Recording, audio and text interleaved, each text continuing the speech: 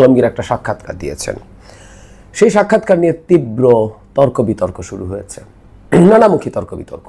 কারণ সেখানে জামায়াতে ইসলামী এবং এনসিপি নিয়ে এমন কিছু মন্তব্য আছে, বা আওয়ামী লীগ নিষিদ্ধকরণ নিয়ে আলাপ, ভারতের সাথে সম্পর্ক, নানামুখী তর্ক বিতর্ক চলছে। এখন এই প্রেক্ষাপটে এই সাক্ষাৎকারটা নিয়ে কথা বলা কঠিন, এই কারণে আসলে আমি দীর্ঘ সময় অপেক্ষা করেছি কি বলবো সেটা ভেবে, কারণ নানা রকম প্রতিক্রিয়া আসছিল। বিএনপির পক্ষ থেকে বলা হয়েছে, প্রথম যেটা তাদের মিডিয়া সেলতে তার হয়ে একটা বক্তব্য দেওয়া হয়েছিল, সেখানে বলা হয়েছে এটা বিকৃতভাবে ছাপানো হয়েছে, এটা তিনি যেভাবে বলেছেন সেভাবে আসেনি পত্রিকায়। এটা একটা দিক গেল। তার চাইতে জরুরি কথা, তিনি নিজে সরাসরি অন্তত দুটো জায়গায় কথা বলেছেন। আমি ওই দুটো জায়গায় কি বলেছেন সেগুলো দেখি, এবং এর বাইরেও ওগুলোকে আমরা বাদ রেখেও যদি আলোচনা করি, অতি গুরুত্বপূর্ণ কিছু ইস্যু আছে। ডক্টর ইউনূস ইভেন ক্ষমতা ধরে রাখবেন কি রাখবেন না, এই ধরনের আলাপ আছে। আর ভারতের প্রশ্নে তিনি যা বলেছেন সেটা আসলেই কি খুব খারাপ কথা বলেছেন কিনা, সেই কথাগুলো আমরা একটু আলোচনা করতে চাই।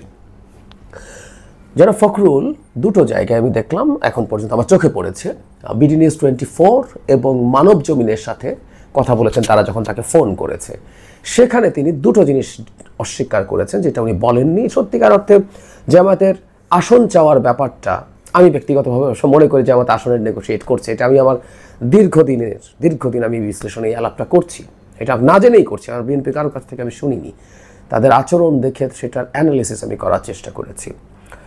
কিন্তু যারা ফখরুলের মতো মানুষ এটা স্পেসিফিক এরকম একটা সংখ্যা দিয়ে 30, এবং সেটা তারা অনেক কম বলাতে জামাত রাজি হয় নাই, তাই তারা এখন যাবতীয় ধানাই পানাই করছে। ইনফ্যাক্ট ধানাই পানাই জামাত এই কারণে করছে, এটা আমি সত্যিই মনে করি।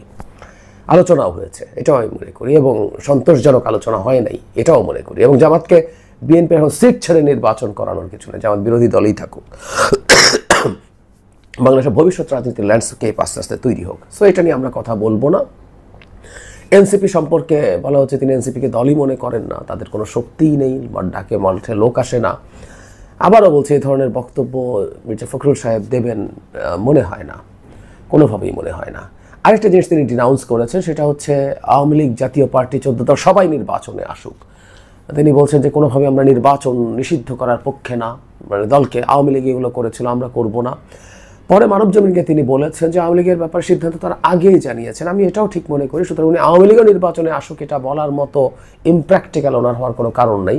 তবে জাতীয় পার্টির ব্যাপারে তারা সাম্প্রতিক সময়ে ভোটাদাকে খোলাখুলি বলে দিয়েছে যে কোনো দল নিষিদ্ধের পক্ষে তারা না, অন্তত পক্ষে এক্সিকিউটিভ অর্ডারে তো নাই, সেটা বিচারিকভাবে হতে পারে।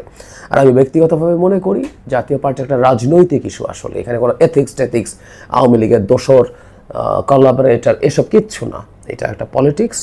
এবং এই পলিটিক্সে আওয়ামী লীগের মানে জামাতের পক্ষে, এনসিপির পক্ষে জাতীয় পার্টি মাঠে না থাকলে তাদের জন্য বিরাট সুবিধা, বা জাতীয় পার্টিকে এখান থেকে সরিয়ে দেওয়া গেলে বিএনপির বড় অসুবিধা তৈরি হবে। কেন হবে বহুবার বলেছি, ওদিকে যাচ্ছি না। এবার সেই জায়গাগুলোতে আসতে চাই যেগুলো আসলে খুবই গুরুত্ব দিয়ে আলোচনার দাবি রাখে এবং এগুলো অস্বীকার করেননি। সুতরাং এই কথাগুলো আমরা একটু বলতে চাই। আমি সবচেয়ে গুরুত্বপূর্ণ আমার কাছে মনে হয়েছে প্রধান উপদেষ্টা নির্বাচন নিয়ে যে ধরনের পরিস্থিতির কথা বলছেন, সেটির মধ্যে একটা পটেনশিয়াল বিপদ আছে, সেই বিপদ নিয়ে আমাদের সতর্ক থাকা দরকার। তার আগে ভারত নিয়ে একটু কথা বলি। সেটা হচ্ছে, প্রশ্নটা এরকম ছিল, ইউনূস বলছেন ফেব্রুয়ারিতে ভারতের প্রভাব ছাড়া নির্বাচন ও সরকার গঠন হবে। সত্যিই কি বাংলাদেশে ভারতের কোনো প্রভাব আর অবশিষ্ট নেই? জনাব আলমগীরকে কোট করা হচ্ছে এভাবে, ভারত মুক্তিযুদ্ধের সহযোগী, সেই সময় 1 কোটি মানুষকে আশ্রয় দিয়েছে ভারত। ভৌগোলিকভাবেও বাংলাদেশের 3 দিকে ভারত, একদিকে সাগর, সুতরাং ভারতের প্রভাব বাংলাদেশে থাকবেই। সমস্যা হলো বাংলাদেশ বলতে শুধু আওয়ামী লীগকে বুঝেছে ভারতের শাসকরা। আওয়ামী লীগের ভাষ্য মেনে বিএনপি আর জামাতকে একই বন্ধনীতে রেখেছে। তিনি একটা কথা বলছেন যে দুই দল একই না, তারা নির্বাচনী জোট করেছিলেন, তারা মুক্তিযুদ্ধের সংবিধান রক্ষায় আজও স্বাধীনতা বিরোধীদের সাথে লড়াই করছে, বা আমরা সাথে আছে। দুটোকে একসাথে একই ব্র্যাকেটে রাখার কথা বলছে, যে সেটা কোনোভাবেই ঠিক হয় না। উনি যেটা বলছেন যে আমার ধর্মীয় রাজনীতি করে, বিএনপি করে না। তিনি খুব ক্লিয়ারলি বলছেন এভাবে যে আওয়ামী লীগের বিরুদ্ধে, বাকিদের সাথে যোগাযোগ রাখেনি বলেই আওয়ামী লীগের বিরুদ্ধে ক্ষোভের পাহাড়, তীব্র ভারত বিরোধিতা পর্যবসিত হয়েছে। তবে উনি আশ্বাস দিচ্ছেন, এভাবে বলছেন জামাতকে সুবিধা নিতে দেব না, ভারতের সঙ্গে যোগাযোগ থাকুক, কলকাতা যাবেন, উনি ওনার স্মৃতিচারণ করছেন। ভারতের প্রভাব বাংলাদেশের কি থাকবে না? উত্তর হচ্ছে থাকবে। এখন আমরা যদি খুব প্র্যাগম্যাটিক হই, আমরা কি চাই আসলে ভারতের সাথে? বহুদিন বলছি ভারতের সাথে আমরা একটা প্রায় সমমর্যাদা ভিত্তিক, প্রায় শব্দটা ব্যবহার করছি, সমমর্যাদা ভিত্তিক একটা সম্পর্ক। শেখ হাসিনার মতো প্রভু এবং দাসসুলভ কোনো সম্পর্ক হবে না, ও 10%ও হবে না। কিন্তু আমরা একটা জিনিস মনে করি, ভারত একটা উদীয়মান দেশ, পরাশক্তি, বড় দেশ, বড় অর্থনীতি, এবং যেটা মির্জা সাহেব উল্লেখ করেছেন, আমাদের 3 দিকে ভারত বেষ্টন করে রেখে আছে, এমন সামান্য একটু ল্যান্ড বর্ডার আছে মিয়ানমারের সাথে। সো এরকম একটা জায়গায় ভারতের আসলে প্রভাব বাংলাদেশের উপরে কম বেশি থাকবে, এটা সমস্যার কিছু আমি দেখিও না। ব্যাপারটা হচ্ছে সেই প্রভাবটাকে সাথে আমরা কিভাবে ডিল করি, আমরা কিভাবে নেগোশিয়েট করি, এর মাঝে থেকে আমরা আসলে কিভাবে আমাদের স্বার্থ রক্ষা করি। একটা কথা মনে রাখতে হবে, এরকম একটা বড় দেশের সাথে যখন আমাদের মতো একটা দেশ ইন্টারাক্ট করতে যায়, তখন কিছু ক্ষেত্রে কিছু ছাড়, আমাদের কিছু ছাড়, এবং সেটা এরকম না যে আমাদের বিরাট ক্ষতি হয়ে গেছে, দিতে হতেও পারে, এইটুকু পর্যন্ত আমরা প্র্যাগম্যাটিকলি মেনে নিতে পারি। কিন্তু ভারতের সাথে আমাদের একেবারেই একটা দুর্দান্ত আত্মসম্মান ভিত্তিক, আত্মসম্মান বোধ সম্পন্ন আমরা সেরকম একটা সম্পর্ক চাইব, এবং তার বক্তব্যে তিনি যথেষ্ট ভালোভাবেই সেই কথাটা বলেছেন। কেউ বলছেন জামাতকে তারা প্রশ্রয় দেবেন না, জামাতের বিরুদ্ধে ফাইট করছেন, ৭২ সংবিধান রক্ষা করার চেষ্টা করছেন। জামাত নিয়ে বক্তব্য আমি আসলে গ্রহণ করি না, কারণ জামাত সংক্রান্ত বক্তব্যগুলো তিনি আসলে নাকচ করেছেন, সুতরাং আমরা সেটা নিয়ে কথা বলবো না। কিন্তু সংবিধান রক্ষার কথা, হ্যাঁ, যে সংবিধান বাতিল করে নতুন সংবিধান লেখার বিরুদ্ধে তো বিএনপি দাঁড়িয়েছে, সুতরাং এই বক্তব্যের মধ্যে নতুন করে কিছু উনি বলেছেন বলে তা আমি মনে করি না। হয়তো এটা নিয়ে জল ঘোলা করার কিছু আছে বলে সেটাও মনে করি না। এবার যে জরুরি ব্যাপারটা সেটা হচ্ছে, এটা নির্বাচন নিয়ে ডক্টর ইউনূসের উপর আস্থা রাখা নিয়ে বলা হচ্ছে। প্রশ্ন করা হলো যে একটা সময় তো আপনারা তাকে অভিযোগ করতেন যে তিনি আদৌ নিজেও নির্বাচন চান কিনা ইত্যাদি। এখন জনাব আলমগীর বলছেন পরিস্থিতি বদলেছে, উনি বলছেন দলের পক্ষে তার সাথে কথা বলা হয়নি, বলা হচ্ছে এখন সর্বোচ্চ সিরিয়াস, তিনি আন্তরিকভাবে চান যে কোনো মূল্যে ফেব্রুয়ারিতে নির্বাচন হোক। এই জায়গাটা খুবই ইন্টারেস্টিং। আগস্টের 5 তারিখে ইউনূস নির্বাচনের দিন ঘোষণা করলেন, তার আগের দিন রাতে ইউনূস সাহেবের বাসভবনে তার ও সেনাপ্রধান জেনারেল ওয়াকারুজ্জামানের সঙ্গে নির্বাচন নিয়ে আমার দীর্ঘ আলোচনা হয়। তখন উনি বলছেন যেটা হয় যে উনি ওনার ফোর্স মাঠে চাইছেন না, তিনি চান দ্রুত ব্যারাকে ফিরুক, এবং ইউনূসও বলেন ফেব্রুয়ারিতে নির্বাচিত সরকার হাতে ক্ষমতা তুলে দিয়ে অব্যাহতি চান তিনি। তারপর খেয়াল করি উনি বলছেন আর চাপ নিতে পারছেন না, এটা ডক্টর ইউনূস বলছেন, আশ্বাস দিয়েছেন বিএনপির পক্ষ থেকে সংস্কার তারা করবেন। এরপর জাতীয় পার্টি নিষিদ্ধ সময় নাকি আবার দেখা হয়েছে, এই জায়গাতেই খুবই গুরুত্বপূর্ণ বিষয় আছে, এবং এটাই এই দেশে অ্যানার্কি তৈরি যারা করতে চায় তারা সেই সুযোগই হয়তো নেবেন। উনি বলছেন, ঠিকই বলেছেন, সেদিন ডক্টর ইউনূস আমাদের একটি স্পষ্ট বার্তা দিয়েছেন, সে বার্তা সংক্ষিপ্ত, 1 লাইনের, এক ধরনের ফাইনাল বেল বলতে পারেন। ইউনূস সেদিন আমাদের জানিয়ে দেন ফেব্রুয়ারিতে ভোটের বাস ধরতে না পারলে তিনি মার্চ থেকে আর থাকবেন না, এমন পরিস্থিতি যেন না হয় যাতে ভোটটাই করা গেল না। তার মানে নির্বাচন না হলে, ফেব্রুয়ারিতে নির্বাচন ঠেকিয়ে দেওয়া গেলে ডক্টর ইউনূস থাকছেন, এটা মির্জা ফখরুল বলছেন। এখন পর্যন্ত অন্তত এগুলো তিনি অস্বীকার করেননি।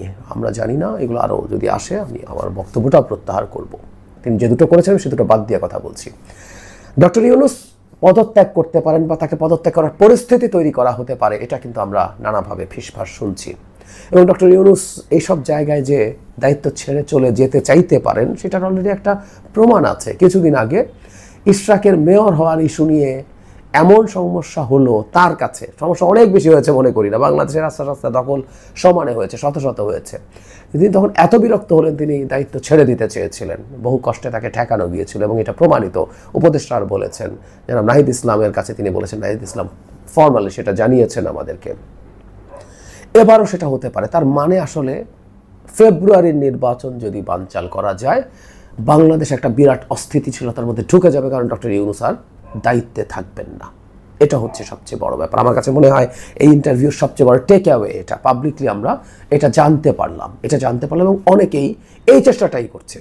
জামাতকে দিয়ে এনসিপি সবাই একত্র হয়ে তারা যদি নির্বাচন বয়কটের পথে যায়, জাতীয় পার্টিকে নিষিদ্ধ করার মাধ্যমে, আগে ওটা করবে তারপর বয়কটের দিকে যায়, তখন ফেব্রুয়ারিতে নির্বাচন হবে কিনা একটা বড় প্রশ্ন, কারণ মাঠে আর কেউ নেই বিএনপি এবং তার সহযোগী দল ছাড়া। তখন কি হবে? এই প্রশ্নগুলো তখন আসবে, এবং এটা একটা বিরাট সিরিয়াস প্রশ্ন তৈরি করবে। এবং সেটা যদি করা যায় ডক্টর ইউনূস চলে যাবেন। ডক্টর ইউনূস চলে গেলে তাকে সেটা নিশ্চিত করা গেলে সেখানে কে বসবেন, কারা কারা বসবেন, ক্যাবিনেটের একজন বিরাট পাওয়ারফুল মানুষ আছেন তিনি, বা বাইরে থেকে কেউ আসবেন, তারপর যে প্রেসিডেন্টকে সরিয়ে কাকে প্রেসিডেন্টকে বসাবেন, নানা প্লট আছে। এবং এগুলো মানেই হচ্ছে বাংলাদেশকে একটা অস্থিতিশীলতার দিকে নিয়ে যাওয়া। সেই রকম একটা সরকার আসলে হঠাৎ করে একটা বিপ্লবের প্রক্লেমেশন হতে পারে এবং সেটা করে সংবিধান বাতিল হয়ে যেতে পারে, বাতিল করে এরপর তো বাকিটা ঝুলেই গেল। এই প্লটের দিকে আগাচ্ছে এবং মির্জা ফখরুল সাহেবের এই বক্তব্যের পর আমাদের আরও সতর্ক হওয়া দরকার। আমি মনে করি ডক্টর ইউনূস যদি এরকম কিছু বলে থাকেন, আরও পাবলিকলি তার নিজের, মির্জা ফখরুল সাহেবের কথা বলছি, বাংলাদেশের মিডিয়াকে এগুলো জানানো দরকার ছিল, জানানোর দরকার আছে। কারণ এটা জনগণের জানতে হবে যে কী ধরনের সংকট আমাদের সামনে আছে।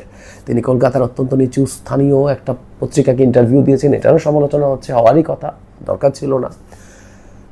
অন্তত কথা বলেছেন তিনি, ইন্টারভিউ না দিলে আলাপচারিতার ঢঙেও কথা বলেছেন, এটুকু অন্তত স্বীকৃতি আছে। আর যদি তারা সত্যিকার অর্থেই সাক্ষাৎকারের ফর্মে না নিয়ে বা মানে অফ রেকর্ড কথাবার্তা পাবলিশ করে দেন বা একেবারে বানিয়ে লেখেন, এগুলোর বিরুদ্ধেও ব্যবস্থা নেওয়া উচিত, কমপ্লেন করা উচিত বলে আমরা মনে করি।